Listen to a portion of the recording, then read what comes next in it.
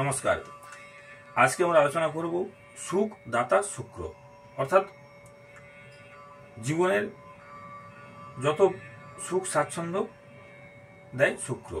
জন্মছকে শুক্র কোথায় থাকলে বা কোন রাশি থাকলে সবথেকে ভালো ফল দেয় সেটা আমরা আজকে আলোচনা করব। খুব সকালে এবং সন্ধ্যায় যে তারাকে আমরা উজ্জ্বলভাবে জ্বলজ্বল করতে দেখি তাকে আমরা বলছি সেই তারার নাম হচ্ছে কিন্তু শুক্র। শুক্র হচ্ছে মানব জীবনের আশা আকাঙ্ক্ষা বা বিলাসবহুল জীবনযাপন সবই কিন্তু শুক্রের আন্ডারে। শুক্রদেব হচ্ছেন মহামণি ভৃগুর পুত্র, তাই তার আরেক নাম ভাগর্ভ। তো কথিত আছে যে চন্দ্রের 27টা পত্নী থাকা সত্ত্বেও চন্দ্র যখন দেবগুরু বৃহস্পতির পত্নী তারাকে নিয়ে পালিয়ে যান, সেই সময় শুক্রই তাকে আশ্রয় দিয়েছিলেন। 6 মাস পরে তারা দেবী গর্ভবতী হন। তখন চন্দ্র বিভিন্ন দেবদেবীর কাছে আশ্রয় চেয়েছিলেন, কোথাও পাননি। তখন এই কুলসিত চন্দ্রকে এই শুক্র দেবতাই কিন্তু আশ্রয় দিয়েছিলেন এবং শুক্র তার জন্য তাকে তিরস্কারও করেছিলেন, কিন্তু শুক্রের মধ্যে অপরিসীম ক্ষমা করার গুণ থাকায় তিনি তাকে ক্ষমা করেছিলেন। এবং শুক্র জানতেন যে চন্দ্রকে আশ্রয় দেওয়া মানে বা তার প্রাসাদে নিয়ে যাওয়ার কারণে তাকে কিন্তু দেবতাদের রোষের মুখে পড়তে হবে, তাও কিন্তু তিনি চন্দ্রকে ক্ষমা করে প্রাসাদে নিয়ে গেছিলেন। তাহলে এর ঘটনা থেকে বোঝা যায় যে শুক্রের মধ্যে আছে অপরিসীম ক্ষমতা। এবং শুক্র কখনোই কেউ চোখ তুলে কথা বলবে, তার সাথে মাথা নত করবে, সেরকম ঘটনা কিন্তু শুক্রের জাতক জাতিকার মধ্যে হবে না। শুক্র কিন্তু তার নিজের মতের বিরুদ্ধে যে কখনো কিন্তু কাজ করবে না। এছাড়াও আরো হচ্ছে যে শুক্র কোন কোন রাশিতে ভালো ফল দেয়। দেখুন, জন্মছকে বৃষ রাশি, তুলা রাশি এবং মীন রাশি, এই 3টা ক্ষেত্র হচ্ছে শুক্রের সব থেকে ভালো ফল দেয়। তো কোনো জাতক জাতিকার জীবনে যদি আমি এটাকে লগ্ন ধরি, তাহলে লগ্ন, তারপর হচ্ছে এই পঞ্চম, সপ্তম, অষ্টম, নবম, এই নবম এবং দশম, এই লগ্ন, পঞ্চম, সপ্তম, দশম যদি কারো শুক্র থাকে, তাহলে সেসব জাতি জাতিকার জীবনে নারী পুরুষের কিন্তু আগমন ঘটবে বা বিপরীত লিঙ্গের প্রতি এদের আকর্ষণ অবশ্যই থাকবে। আর এরা সহজেই কিন্তু বিপরীত লিঙ্গের প্রতিও একটু আকৃষ্ট বেশি হয় যদি লগ্নে থাকে শুক্র, পঞ্চমে থাকে, সপ্তমে থাকে, নবমে থাকে এবং দশমে থাকে। বৃষ রাশি হচ্ছে শুক্রের চরম ভোগবাদের স্থান।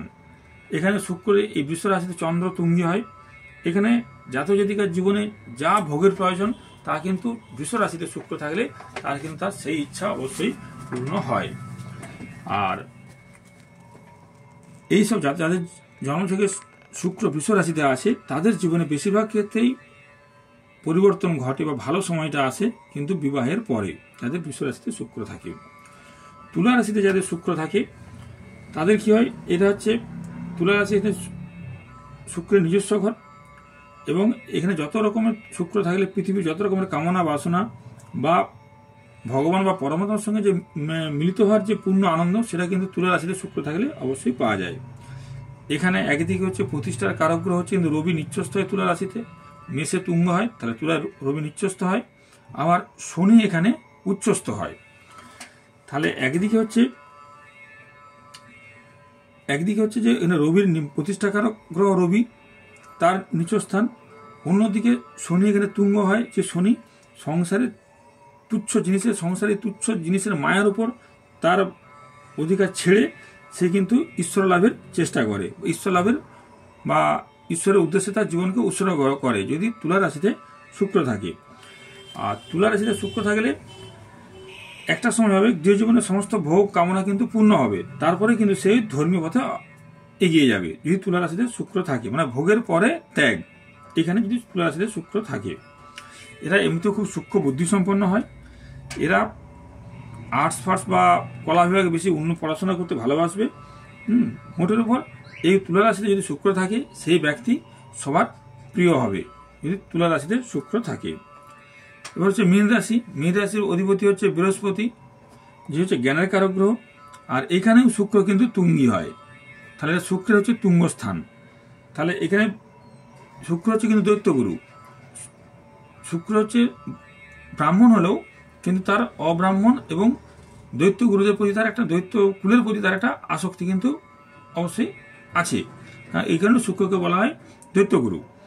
তাহলে এখানে বৃহস্পতির উচ্চক্ষেত্র, অথচ শুক্রের এখানে তুঙ্গক্ষেত্র। তো এইখানে যদি শুক্র থাকে তাহলে জাতক জাতিকার সমাজে কিছু না কিছু দান থাকবে, সমাজে তারা প্রতিষ্ঠা লাভ করবেই, কিছু না কিছু তাদের সমাজে একটা এর ছাপ রেখে তারা যাবেই। আর এদের কাছে পবিত্র বা অপবিত্র কোনো স্থান নেই। বাইরের থেকে এদের দেখলে খুব রাগী মনে হলো বা রূঢ় মনে হলো, এরা অন্তর্দৃষ্টিতে কিন্তু খুব সহজ সরল এবং সত্য অমৃতের সন্ধান এদের মধ্যে কিন্তু আছে। তবে এরা বিশেষ প্রয়োজন ছাড়া এরা কিন্তু সহজে মিথ্যা কথা বলে না বা মিথ্যা পছন্দও করে না। এরা সারা জীবনই নারীরা এদেরকে কিন্তু প্রলোভন দেখিয়ে আসে যদি মীন রাশিতে শুক্র থাকে। সংসার জীবনে বেঁচে থাকার জন্য যেগুলো প্রয়োজন, সুখাদ্য বা সুন্দর রমণী, বিলাসিতার উপকরণ, প্রাত্যহিক জীবনে যা কিছু চাহিদা আছে সবই কিন্তু শুক্রের আন্ডারে।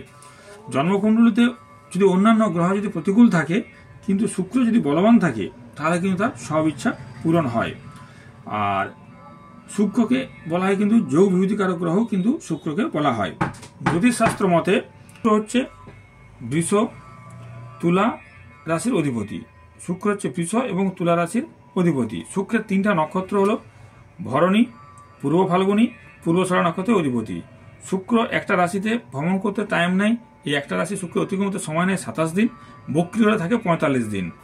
বক্রী হওয়ার 1 থেকে 3 দিন আগেও পরে জায়গায় স্থির থাকে, একই জায়গায় অবস্থান করে।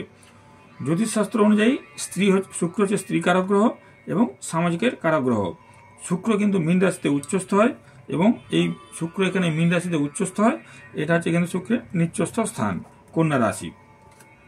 শারীরিক গঠন, শুক্রের জাতকের মধ্যে শুক্রের জাতকের হাইট হবে মধ্যম, মোটাসোটা একটু গোলগাল চেহারা, কুকুরানো চুল হতে পারে, চোখগুলো সুন্দর হবে এবং কণ্ঠস্বরও কিন্তু ভালো হবে এবং মিষ্টি মিষ্টি মানে হাসিটা একটু মিষ্টি হবে।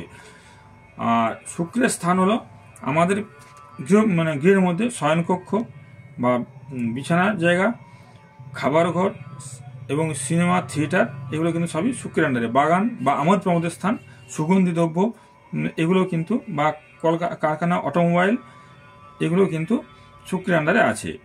এছাড়াও আছে কিন্তু কাঁচের কারখানা বা রাসায়নিক কারখানা, সেগুলো কিন্তু বা কেমিক্যাল যেগুলো হয় সেগুলো কিন্তু শুক্রের আন্ডারে।